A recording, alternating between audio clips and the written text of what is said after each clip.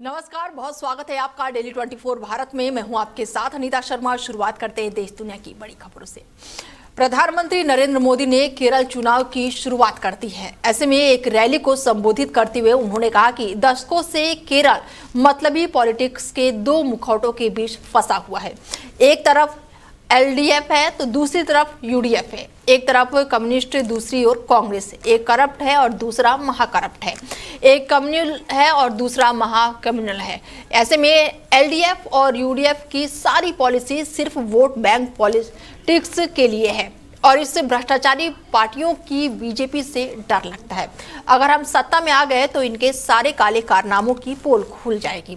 PM Modi ने कहा है कि हाल ही में केरल में सरकारी छुट्टियों को लेकर भी भुगतान किया गया और ऐसे में कांग्रेस इस सबके लिए लेफ्ट वालों पर हमला करती है, लेकिन जहां पर कांग्रेस की सरकार है वहां भी हाल जो है वो बेहद ही बुरा है। पड़ोसी कर्नाटक को देखा जाए तो वहां भी विकास से ज्यादातर काम रुके हुए हैं। हिमाचल प्रदेश में भी आर्थिक संकट में है और यही कांग्रेस का मॉडल है। हाल ही में केरल में सरकारी कर्मचारियों के डीए और लीव सरेंडर के बकाया भुगतान को लेकर बड़ा विवाद हुआ था। कांग्रेस इस सब के लिए लेफ्ट वालों पर हमला करती है, लेकिन जिन राज्यों में कांग्रेस की सरकार है वहां भी हालात इतने ही बुरे हैं। पड़ोसी कर्नाटका को ही देख लीजिए, वहां भी विकास के ज्यादातर काम रुक गए हैं। हिमाचल प्रदेश भी अब आर्थिक संकट में है। यही कांग्रेस का गवर्नेंस मॉडल है। और इस खबर पर ज्यादा चर्चा के साथ हमारे साथ संदीप चौधरी जुड़ चुके हैं, जो कि राजनीतिक विशेषज्ञ। हम उनसे जानते हैं कि केरल में प्रधानमंत्री नरेंद्र मोदी का संबोधन हुआ है। ऐसे में उन्होंने विपक्षी पार्टियों पर तीखा प्रहार बोला है। फिलहाल तो मैं सबसे पहले सवाल यही करूंगी कि संदीप जी, क्या केरल में चुनावी शंखनाद प्रधानमंत्री नरेंद्र मोदी ने कर दिया? देखिए अनीता जी, बिल्कुल जिस तरीके से केरल और पिछले 5 राज्यों का चुनाव होना है, उनमें से देश के प्रधानमंत्री नरेंद्र मोदी ने केरल में जाकर चुनावों का शंखनाद कर दिया है और केरल में पूरी तरीके से अब राजनीतिक मंच सज चुके हैं और वहां पर बीजेपी अपना खाता खोलना चाहती है और बीजेपी साउथ में मजबूत होना चाहती है, क्योंकि अभी तक बीजेपी के पैर हिंदुस्तान के साउथ में नहीं जमे। हालांकि उत्तर भारत में काफी मजबूत हुई है, लेकिन साउथ में आज भी अपनी जो है जमीन बीजेपी तलाश रही है। बिल्कुल, ऐसे में साउथ में के जमीन पर पैर जमाना बीजेपी के लिए कितना कठिन होगा?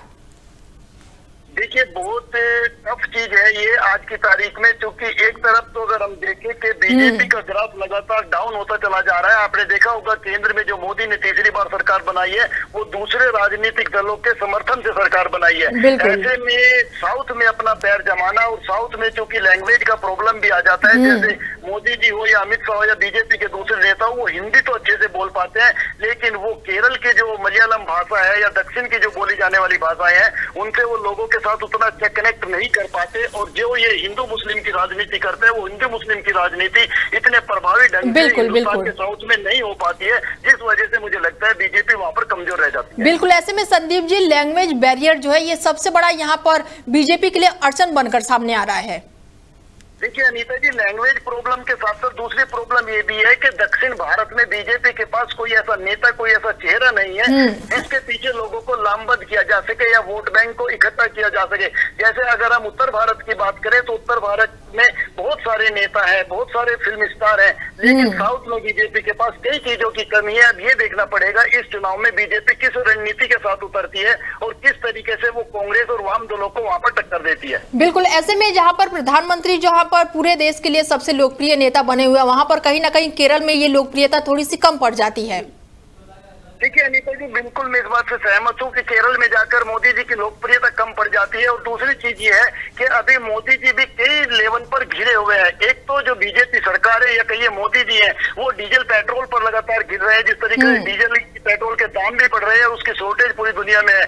दूसरी चीज है गैस। गैस एक बहुत महत्वपूर्ण चीज है, गरीब अमीर सबकी जरूरत है और उनकी किचन का सामान है और गैस के लिए पूरा हिंदुस्तान परेशान है। तीसरी चीज आ जाती है जिस तरीके से एप्सिन फाइल पर विपक्ष लगातार उनको घेरता रहता है और जिस तरीके से अशोक खैरात जैसे जो महिला आयोग की अध्यक्ष रही महाराष्ट्र की, इस तरीके की चीजें भी बीजेपी की इमेज को लगातार डाउन कर रही है। तो देखना पड़ेगा कि बीजेपी किस रणनीति के साथ, और नरेंद्र मोदी जो मास्टर स्ट्रोक के लिए जाने जाते हैं उनकी क्या रणनीति रहती है, क्या वो केरल जीत पाएंगे या फिर दूर की कोड़ी साबित होगा केरल? बिल्कुल, ऐसे में संदीप जी विपक्ष लगातार ये सवाल उठा रहा है और तीखा प्रहार भी बोल रहा है कि इस बार भी 1 या 2 सीटें भी मिल जाएं बीजेपी को तो ये बहुत बड़ी बात होगी। तो क्या लग रहा है कि साउथ में इस बार खाता खोल पाएगी बीजेपी या नहीं? देखिए, मैं भी इस बात से सहमत हूँ विपक्ष की कि ऐसी कोई चीज अभी तक बीजेपी साबित नहीं कर पाई है साउथ के लिए कि साउथ के किले को बीजेपी जीत पाए। अगर कोई ऐसी चीज बीजेपी वहां पर घोषणा करती है या कुछ केरल को ऐसा डिलीवर करने में कामयाब होती है जिससे वोटों को जोड़ा जा सके तो ये बात तभी कही जा सकती है, लेकिन अभी तक तो बीजेपी के हाथ मुझे खाली नजर आते हैं। चलिए, जुड़ने के लिए बहुत शुक्रिया संदीप जी, धन्यवाद। मिडिल ईस्ट संकट के बीच पीएम मोदी ने मन की बात के 132वें एपिसोड में देशवासियों को एकजुट रहने और अफवाहों से बचने की सख्त सलाह दी। उन्होंने स्पष्ट कहा है कि ऐसे संवेदनशील समय में राजनीति से ऊपर उठकर देश हित को प्राथमिकता देना जरूरी है। प्रधानमंत्री ने चेतावनी दी है कि अफवाह फैलाने वाले देश को नुकसान पहुंचाते हैं और लोगों से अपील की है कि वो सिर्फ सरकार द्वारा दी जा रही आधिकारिक जानकारी पर ही भरोसा करें। प्रधानमंत्री नरेंद्र मोदी ने कहा है कि मैं आज मन की बात के माध्यम से देशवासियों से आग्रह करूंगा कि हमें एकजुट होकर इस चुनौती से बाहर निकलना है। जो लोग इस विषय पर भी राजनीति कर रहे हैं उन्हें राजनीति नहीं करनी चाहिए। ये 140 करोड़ देशवासियों के हित से जुड़ा हुआ विषय है। ऐसे में जो लोग अफवाह फैला रहे हैं वो देश का नुकसान कर रहे हैं। मैं देशवासियों से अपील करूंगा कि वो जागरूक रहें, अफवाहों पे ना आए और सरकार की तरफ से निरंतर जो जानकारी दी जा रही है उसी पर विश्वास करें। प्रधानमंत्री नरेंद्र मोदी ने मन की बात का 132वां एपिसोड आज जारी हुआ है। ऐसे में युद्धों के बीच अफवाह फैलाने वालों से सतर्क रहने की बात कही है। प्रधानमंत्री नरेंद्र मोदी ने मन की बात को लेकर ये बातचीत हुई है। ऐसे में तमाम जो लोग हैं उन्होंने ध्यान से मन की बात सुनी और इस दौरान प्रधानमंत्री नरेंद्र मोदी ने कई मुद्दों पर बातचीत की। युद्ध से जुड़े हुए मुद्दों पर भी बातचीत। उन्होंने कहा कि युद्ध से जुड़ी अफवाहों पर जनता ध्यान न दे और एकजुट होकर इस चुनौती का सामना करे। मिडिल ईस्ट में बिगड़ते हालातों के बीच भारत सरकार ने सतर्कता बढ़ा दी है।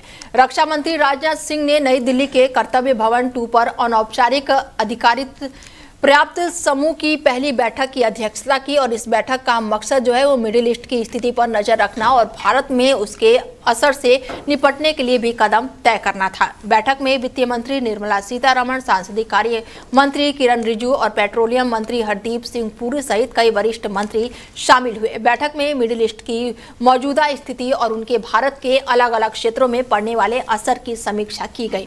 7 सचिवों के अधिकार प्राप्त समूह ने अलग अलग सेक्टरों से जुड़े मुद्दों और अब तक उठाए गए कदमों पर प्रेजेंटेशन दिया है और रक्षा मंत्री ने कहा है कि मौजूदा हालातों को देखते हुए मध्यम में और दीर्घकालीन तैयारियां अपनाने की जरूरत है। उन्होंने कहा कि मंत्रालय को सतर्क रहने, आपसी तालमेल बनाए रखने और तेजी से फैसले लेने के निर्देश दिए गए हैं। साथ ही ये भी कहा गया है कि सभी नीतिगत कदम समयबद्ध तरीके से लागू किए जाएं।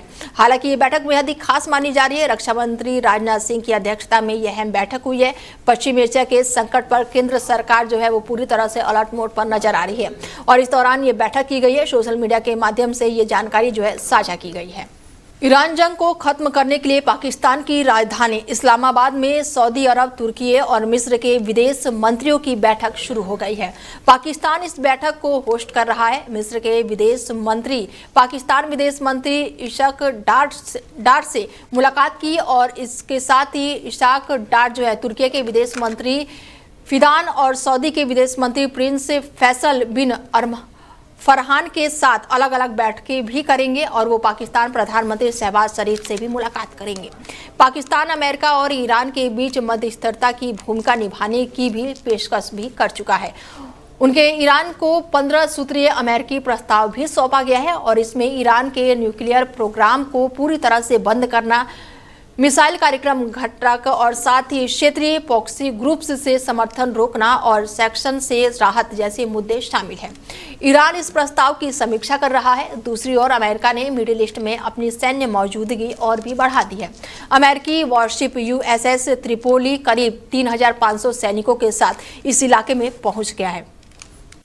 वहीं ईरान को लेकर जानकारी आ रही है सामने कि मिसाइल और ड्रोन हमलों के बाद से अब रिपोर्ट जो है वो निकलकर सामने आ रही है। एक रिपोर्ट के मुताबिक सऊदी अरब के प्रिंस जो है सुल्तान एयरबेस पर तैनात अमेरिकी वायुसेना का E-3 AWACS विमान नष्ट हो गया है और अब जारी हुई तस्वीरें और वीडियो से इस बात की पुष्टि भी हो गई है।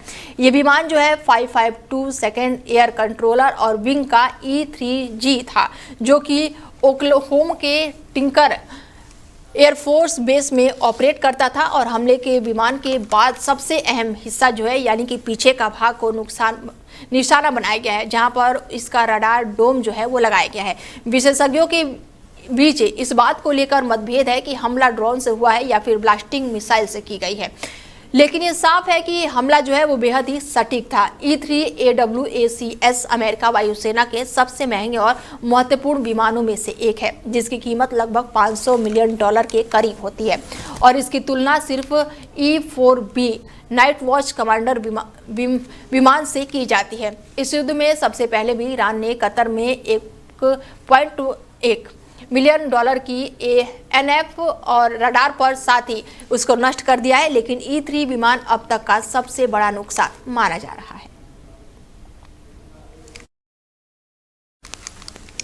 बता दें कि ईरान का जो हमला है वो बेहद ही भयावह हो चुका है। ऐसे में अमेरिका के कई विमान जो है वो पूरी तरह से इस युद्ध में तबाह हो चुके हैं। ये तस्वीरें हम आपको दिखा रहे हैं कि किस तरह से विमान जो है वो पूरी तरह से क्षतिग्रस्त हो गए हैं, जिसको देखते हुए अमेरिका के कई विमान अब इस युद्ध में तबाह हो चुके हैं। तस्वीरें निकलकर लगातार सामने आ रही है। सऊदी अरब के प्रिंस जो है एयरबेस को लेकर ये मामला, विमान को लेकर तबाह होने का मामला जो है वो निकलकर सामने आ रहा है। इस युद्ध में अमेरिका के कई विमान पूरी तरह से तबाह हो चुके हैं। वहीं तमिलनाडु विधानसभा चुनाव के लिए एक्टर और DVK चीफ विजय ने चेन्नई में उम्मीदवारों की लिस्ट जो है वो जारी कर दी है और इसी बीच खुद विजय 2 सीटों से चुनाव लड़ने वाले हैं, जिसमें त्रिची ईस्ट और पेरम्बू शामिल है। विजय ने यह भी कहा है कि ये हर जगह खुद जाकर प्रचार नहीं कर पाएंगे और इस वजह से उन्होंने ऐसे उम्मीदवारों को चुना है जिन पर उन्हें पूरा भरोसा है, जो पार्टी के काम को सही तरीके से आगे बढ़ा सकेंगे। विजय ने यह भी साफ किया है कि चुनाव में उनका नाम जो है वो विजय के रूप में इस्तेमाल किया जाएगा। विजय ने चुनाव से पहले अपनी तैयारियां दिखा दी है और अपनी टीम के साथ मैदान में उतरने का ऐलान कर दिया है।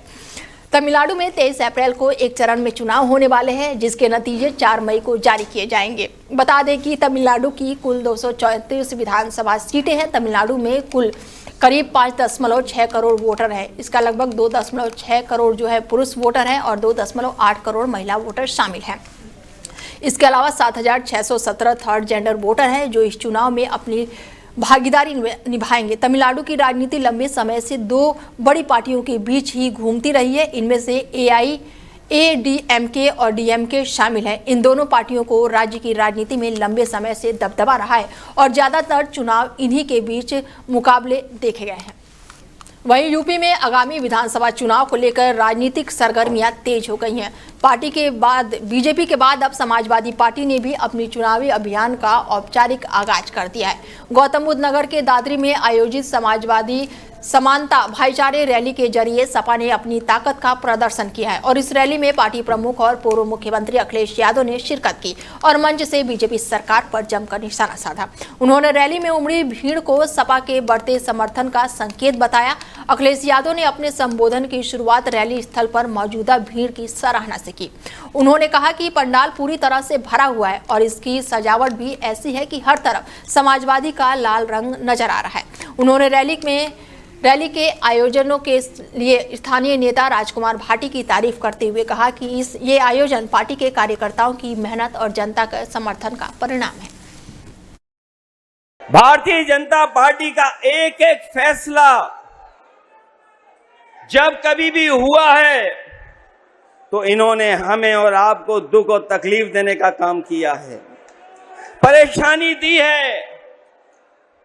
और न जाने कितनी बार भारतीय जनता पार्टी के लोगों ने हमको धोखा देने का काम किया है।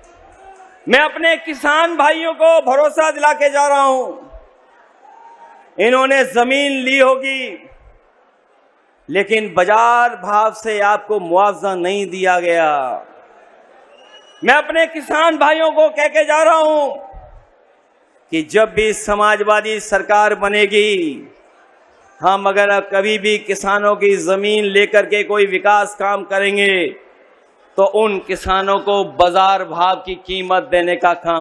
बालेन्द्र शाह के नेतृत्व वाली नेपाल की नई सरकार ने भ्रष्टाचार के खिलाफ सख्त कार्रवाई शुरू कर दी है। पूर्व पीएम केपी शर्मा ओली और पूर्व गृह मंत्री रमेश लेखक की गिरफ्तारी के बाद से नेपाल की केंद्रीय अनुसंधान ब्यूरो ने नेपाली कांग्रेस के वरिष्ठ नेता और पूर्व ऊर्जा जल स्रोता और सिंचाई मंत्री दीपक खड़गे को गिरफ्तार कर लिया है। बताया जा रहा है कि कार्रवाई काठमांडू में एक पुरानी जमीन पर अवैध कब्जे के मामले में की गई है। उनके खिलाफ मनी लॉन्ड्रिंग की भी जांच चल रही है। इसके साथ ही आरोप है कि उन्होंने सरकारी या फिर सार्वजनिक भूमि पर अवैध कब्जा कर लिया था। इसके अलावा जेएनजी विरोध प्रदर्शन के दौरान उनके घर से भारी मात्रा में नकदी बरामद हुई थी। रिपोर्ट के अनुसार उनके घर से जले हुए पैसे के विशेष अवशेष भी मिले थे, जिसकी फॉरेंसिक जांच कराई गई है। यह गिरफ्तारी बालेन्द्र शाह सरकार द्वारा शुरू किए गए बड़े पैमाने के भ्रष्टाचार विरोधी ड्राइविंग का हिस्सा मानी जा रही है। वहीं बिहार से खबर निकलकर सामने आ रही है, जहां पर बिहार में मैट्रिक परीक्षा 2026 में इस बार छात्रों का दबदबा देखने को मिल रहा है। जमुई की पुष्पांजलि कुमारी और वैशाली की समीरन प्रवीण जो है वो 500 में 492 अंक लाकर संयुक्त रूप से टॉप किए हैं और इस साल छात्रों के पास से प्रतिशत छात्र जो है वो बेहतर रहे हैं। टॉपर्स की सूची में भी बेटियों की शानदार प्रदर्शन देखने को मिला है, जिससे एक बार फिर से उन्होंने अपनी प्रतिभा साबित की है। और इस साल कुल 12,35,700 से ज्यादा छात्र सफल घोषित किए गए और कुल मिलाकर 81.79% परीक्षार्थी पास हुए हैं, जो कि बिहार बोर्ड के अच्छे परिणामों में गिना जा रहा है। रिजल्ट को शिक्षा मंत्री जो है सुनील कुमार ने जारी किया है और इस दौरान बोर्ड अध्यक्ष जो है आनंद किशोर भी मौजूद रहे। मैट्रिक परीक्षा में इस बार 15 लाख से अधिक छात्र शामिल हुए हैं। परीक्षा 17 फरवरी से 26 फरवरी के बीच राज्य भर के 1762 केंद्रों पर आयोजित की गई थी। वहीं पंजाब के बरनाला जिले में एक दर्दनाक हादसे ने पूरे इलाके को दहला दिया है। जिले के फरवाही गांव में एक मकान के अचानक गिर जाने से उसमें सो रहे 3 मजदूर मलबे के नीचे दब गए, जिससे उनकी मौके पर ही मौत हो गई। यह हादसा तब हुआ जब सभी मजदूर गहरी नींद में सो रहे थे। मिली जानकारी के अनुसार बरनाला में जिस मकान में यह हादसा हुआ उसकी नींव धंस चुकी थी और उसे जैक की मदद से ऊपर उठाकर मरम्मत का काम किया जा रहा था और ये काम पिछले कई हफ्तों से जारी था और इसके लिए मोगा के एक ठेकेदार को जिम्मेदारी सौंपी गई थी। मरम्मत के काम के कुल 4 मजदूर लगे हुए थे जो काम के बाद उसी मकान में सो रहे थे। हालांकि घटना से एक रात पहले एक मजदूर अपने घर चला गया था, जिससे उसकी जान बच गई। हादसे के समय मकान के अंदर केवल 3 मजदूर सो रहे थे, जिसके बाद ये बड़ा हादसा हुआ है। फिलहाल खबरें लगातार जारी है, बने रहिए आप हमारे साथ और देखते रहिए डेली 24 भारत। नमस्कार।